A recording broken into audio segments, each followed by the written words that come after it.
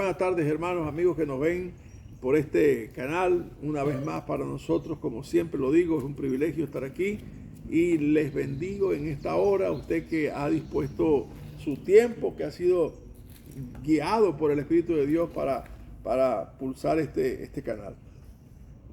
Hoy quiero anunciarles que vamos a comenzar una serie nueva, una serie que va a hablar acerca de la mayordomía del dinero. Y es verdad que yo siempre hago la aclaratoria, yo no necesito pedir dinero porque Dios me ha provisto suficiente o más que suficiente. Yo no busco enriquecerme porque tengo lo necesario para vivir. Dios me ha dado lo necesario para vivir, para sostener mi casa. Pero hay algo que vino a mi corazón y es la situación que vive, y hablo en el contexto en donde yo me habito, que es el contexto venezolano. Hablo de la situación sociopolítica y económica que vive el país, ¿verdad? Nosotros podemos decir, vivimos en una situación de inflación, sí, obviamente que hay una inflación o una estanflación. O sea, cuando hay estanflación es cuando no hay crecimiento, pero a pesar de que no hay crecimiento, hay inflación. ¿Por qué? Bueno, por la diferencia cambiaria, por la manipulación de los números, en fin, una cantidad de cosas que vemos una diferencia, pero abismal, hasta de un 40% entre un valor del dólar en oficial y el paralelo. Entonces la gente juega y manipula, y a veces uno, pues, ante la falta de ese dinero para el mercado interno, obviamente que otros usan otras referencias como el euro, como el Binance, como otras monedas, de tal manera que sean algo estable y establecen un precio del dinero que no es. Ahora, quiero hablarles, básicamente voy a hablarles a la administración doméstica del dinero. No voy a hablar de economía porque no es mi tema. Voy a hablar básicamente de lo que es la administración del dinero, la administración doméstica del dinero. El principio que vamos a utilizar con respecto al dinero es que el dinero es un recurso que Dios da, pero un recurso limitado, ¿verdad? Porque usted no tiene una caja fuerte donde saca y nunca se agota. No. Segundo, que es caro. ¿Por qué? Porque usted, para obtener dinero, tiene que invertir parte de su vida, de su gestión. O sea, le cuesta, el dinero cuesta, ¿verdad? Y tercero, porque el dinero es no renovable, ¿verdad? No es como el aire o como el oxígeno o como la luz del sol, que es un recurso que no se agota, que es renovable, o la energía eólica, ¿verdad? Que el viento mueve las hélices de esos grandes aparatos y genera electricidad y no cuesta nada. No. El recurso del dinero es un recurso limitado, es caro y es no renovable. Entonces, ¿cuál debe ser nuestra administración de ese recurso? ¿Cuál debe ser la actitud para administrar ese recurso?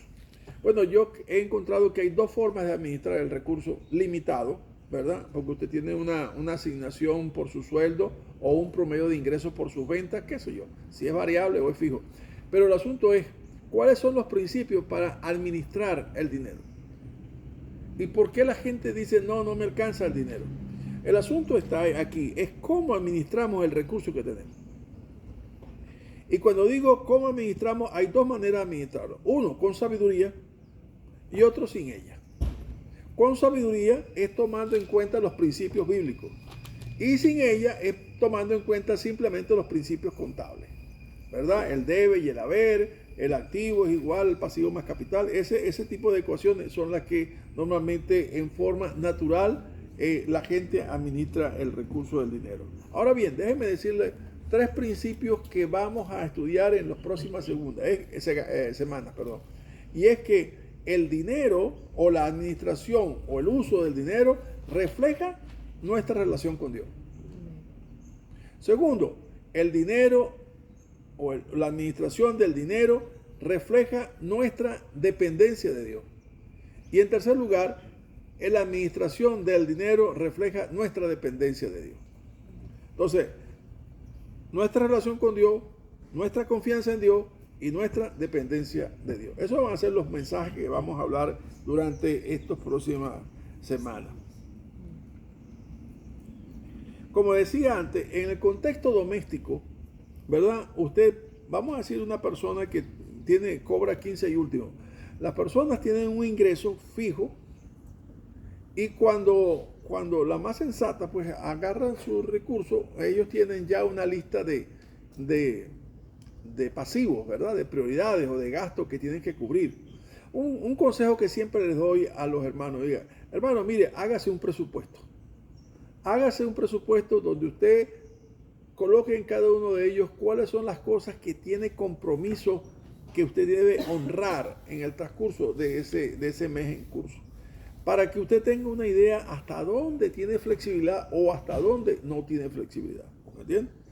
Aquí cuando hablábamos antes de ese libro de microeconomía de Ferguson, hablábamos de que habían líneas de ingreso fijas y habían curvas de indiferencia, donde uno se podía manejar.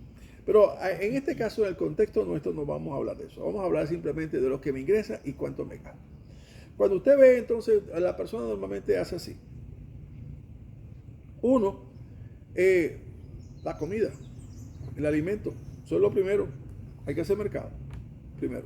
Número dos, bueno, el alquiler. Si viven alquilados, el pago de la casa, o si la compraron, el pago de la casa, la habitación. Lo tercero, bueno, quizás ponga el carro, ¿no? Los gastos del carro.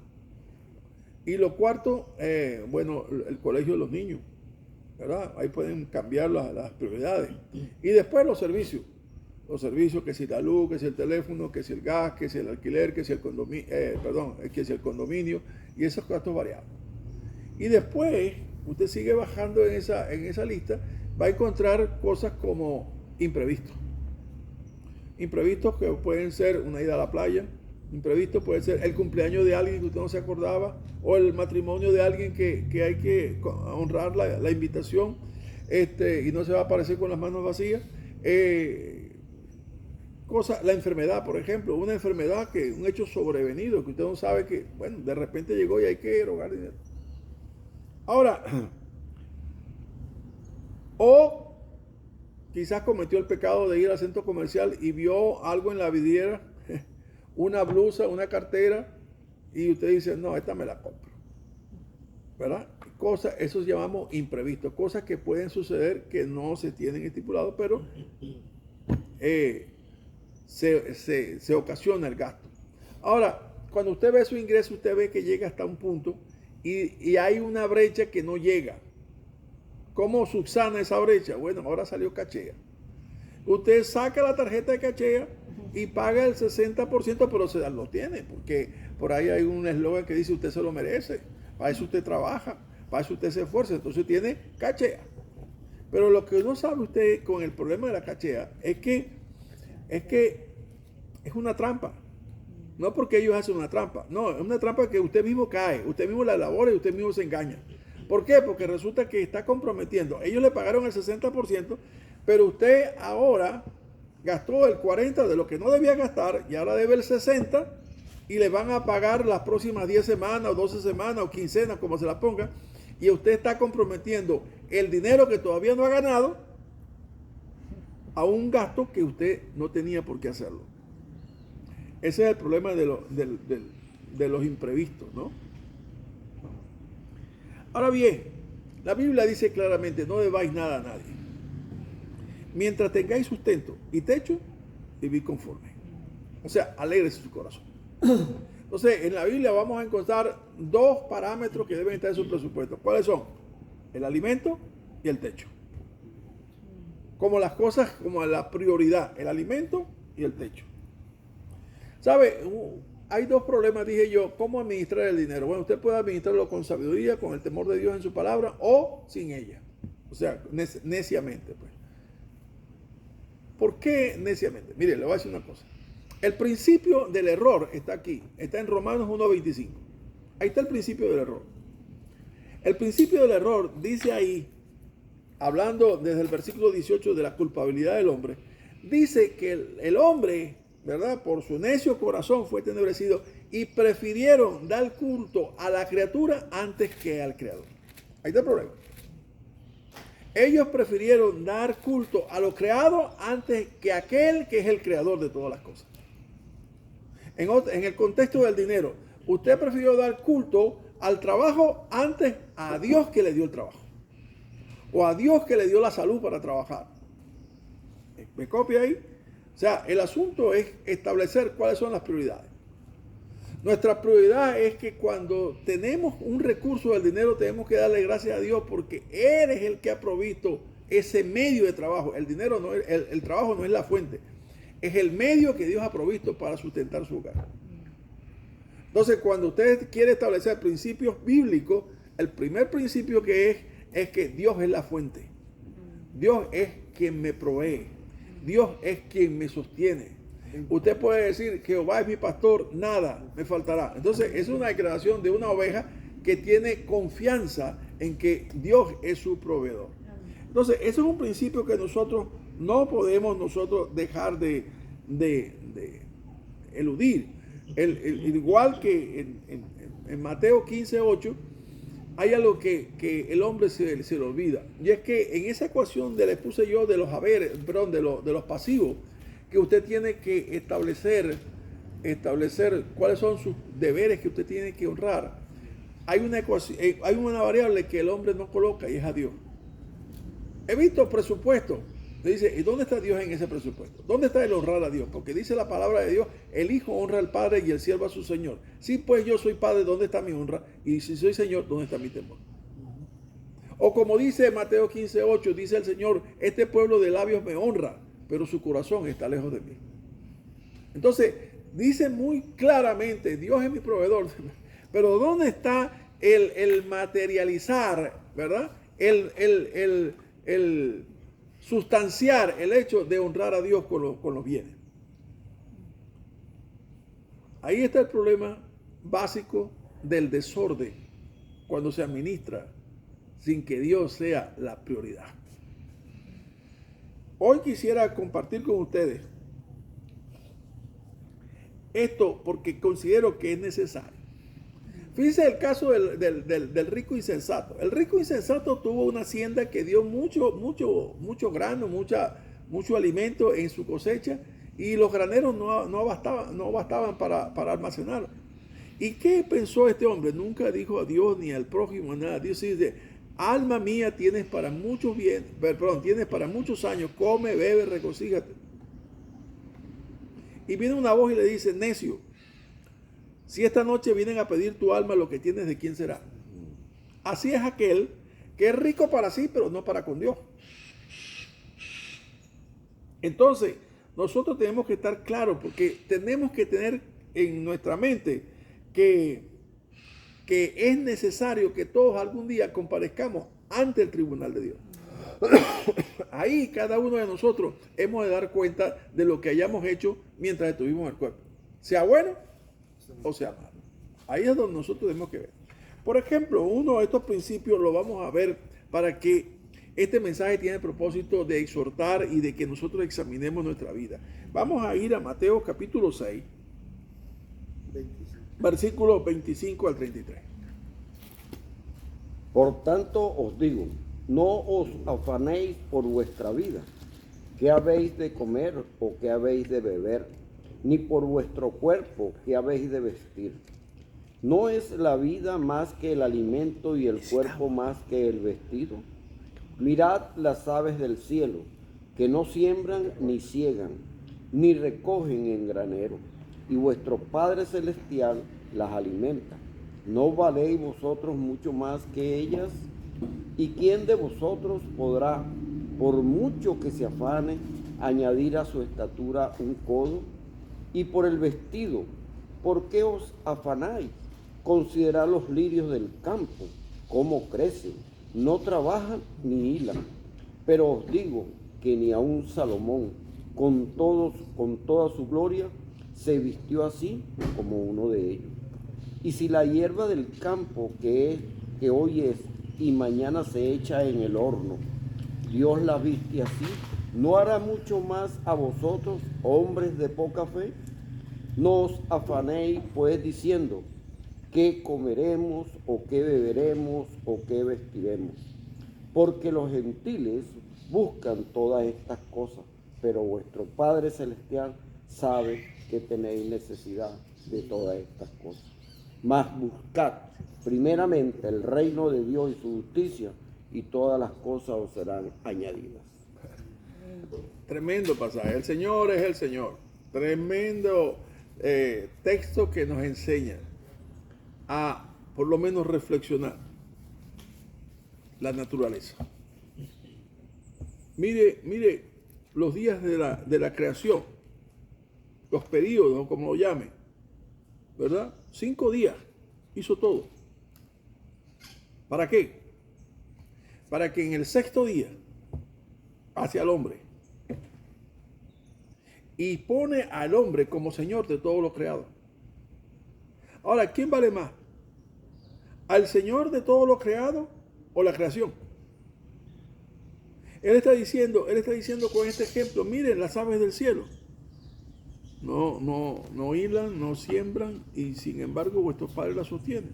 O miren los lirios del campo y contemplen las flores, y miren qué tersura, qué belleza de colores. Y dice, ni aun Salomón, con toda su gloria, se pudo vestir como uno de ellos. Ahora la pregunta es, ¿no valéis vosotros más que ellos? No, Dios puso, el señorío de todo lo creado sobre el hombre. ¿No valéis vosotros? ¿Cómo dijo Dios? Nuestro Señor Jesucristo en una oportunidad. Dice, alegraos benditos de mi Padre, porque a Él le ha placido daros a vosotros el reino de los cielos. Entonces, la pregunta ahora va específicamente a los creyentes. ¿No le alcanza el presupuesto? Ya va, considere primero. 1. ¿A quién honra usted con su dinero? Primeramente. ¿Dónde está Dios en la ecuación de su presupuesto familiar? ¿Dónde está? ¿De primero? ¿O si sobra? ¿O si alcanza?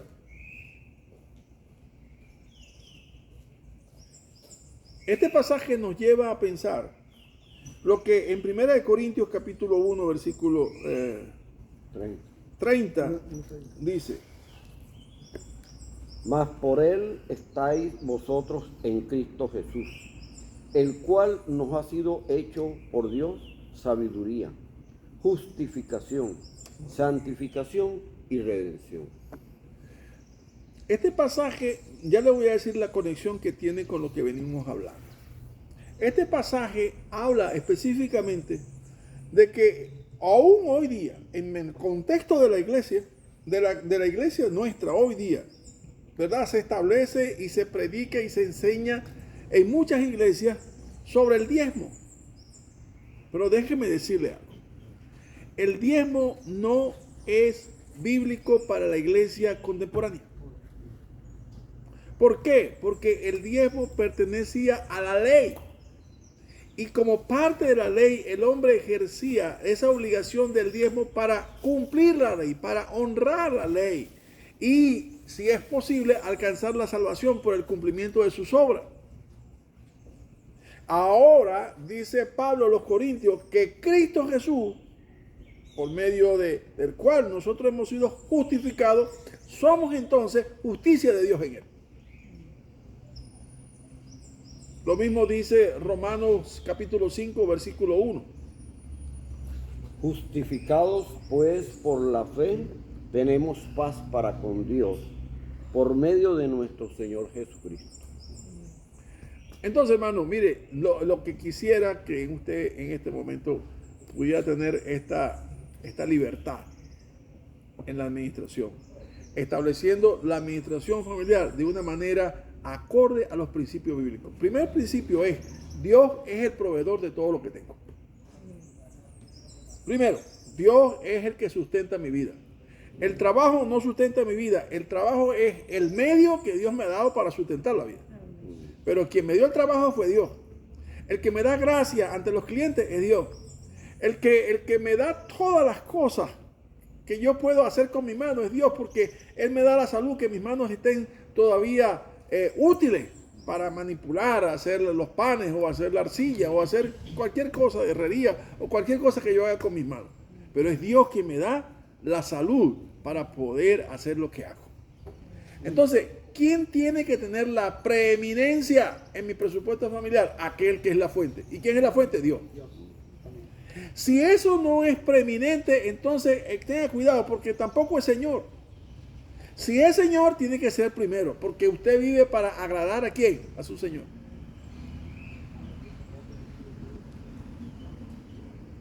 El otro punto que quiero compartir con ustedes es eso de honrar a Dios. Vamos a leer entonces en Proverbios capítulo 3, versículo 9. Honra a Jehová con todos tus bienes y con las primicias de todos tus frutos. Honra a Jehová. Dice, honra a Dios. ¿Cómo se dice honrar?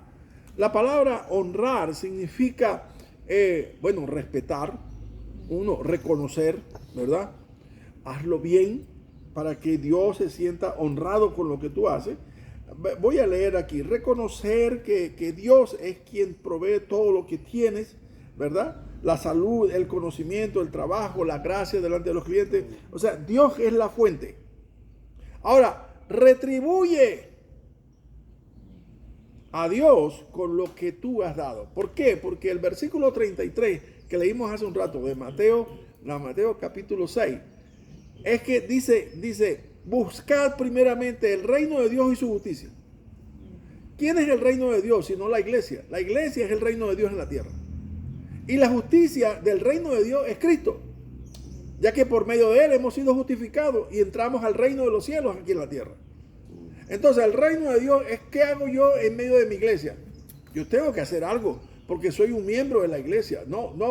Aquí no hay espectadores, aquí hay miembros, aquí no hay postizo, aquí hay miembros, aquí no hay quiste, aquí hay miembros que tienen una función dentro del cuerpo. Aquí no hay gente que saluda de lejos, no, yo tengo que hacer vida de iglesia. Y por eso tengo que buscar hacer vida de iglesia a través de los dones con los cuales Dios me ha capacitado para servir en medio de la iglesia. Y también con los recursos que Dios me ha dado para sostener la iglesia y para que la iglesia avance en la extensión del reino de los cielos en la tierra. Y lo segundo es que yo debo honrar a aquel que es la justicia de Dios, que es Cristo Jesús. De alguna manera yo tengo que mostrar entonces con lo que Dios me ha dado. Dice, honra, dice el sabio, honra a Jehová con tus bienes. ¿Verdad? Honra a Jehová con tus bienes. Pero mire lo que él no deja algo fallo. Vea lo que dice el versículo 10 de continuo.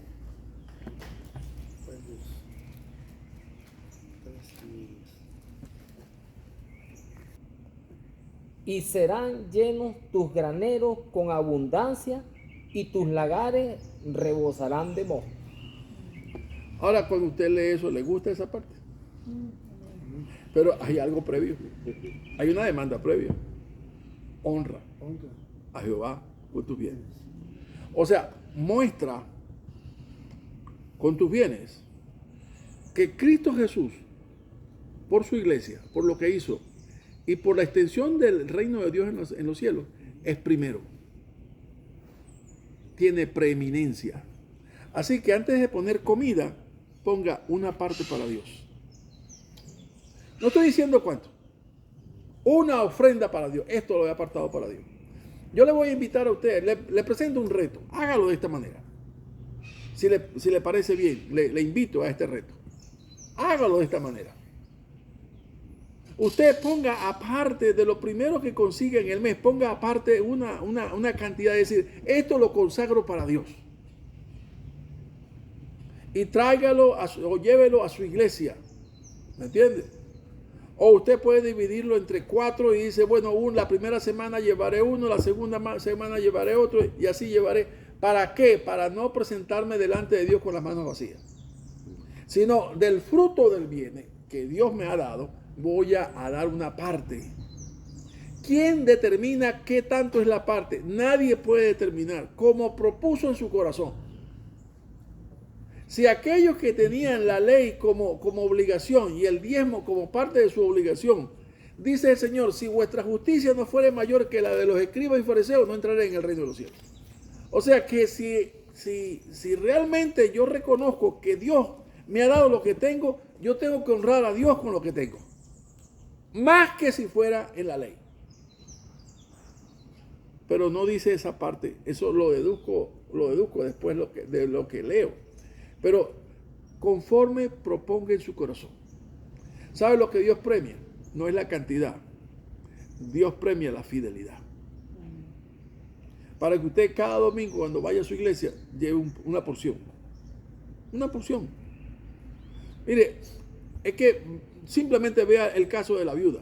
¿Qué dio la viuda? La viuda dio 2 blancas. ¿Y en quién se fijó Jesús de todos los que daban? ¿De quién habló él? ¿De los ricos que daban limosna o que ponían cantidad de dinero o de la viuda? ¿Y qué dijo de la viuda? Dice, os aseguro que ésta regresó a su casa bendecida. Porque aquellos daban de los que les sobra, pero de su propio sustento. ¿Se acuerdan la viuda de Sarepta? No tenía alimento. Solo tenía un puñado de harina y un poco de aceite para preparar una torta y darla a comer a él y a su hijo y morir. ¿Y qué le dijo el profeta? Prepárame a mí algo primero. Algo a mí primero. Él no dijo, dame toda la torta a mí. Él no dijo eso. De esa porción que tú tienes, dame un pedazo a mí de alimento. Y la mujer entendió, y eso no, ella habló, tu Dios, que sea como tu Dios, porque él le hizo la promesa, dijo, así ha dicho Jehová, el aceite no escaseará, ni la harina de la tinaja faltará. ¿Le creyó a Dios? Sí, yo le invito a que le crea a Dios. Es que le crea a Dios, ¿por qué, pastor? Por lo que dice el versículo 10 de Proverbios, sí, del capítulo 3.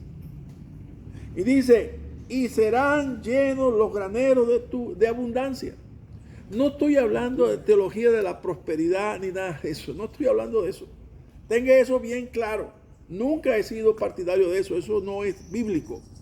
Pero sí es bíblico las promesas de Dios. Eso no podemos negar. Dios tiene una parte comprometida. Porque Él dice así, yo honro al que me honra. Y me hallan los que temprano me buscan. Dice, yo honro al que me honra. Entonces usted puede esperar en Dios y estar tranquilo si primero reconozco que Dios es la fuente. Segundo, de que lo pongo en el primer lugar en mis egresos, en mis compromisos, en mi manifestación de agradecimiento a Dios. Lo pongo en primer lugar en toda mi. Y tercero, yo aparto un dinero de lo que Dios me ha dado y lo dedico y lo consagro solamente a Él. Eso no va a ir para más nadie, sino para la obra de Dios. Principios, hermano. Principios. ¿Para qué? Para que esa diferencia que hay entre el debe y el haber no sea abismal como hasta hoy. Que el Señor bendiga su palabra en su corazón y que de esto le sirva de algún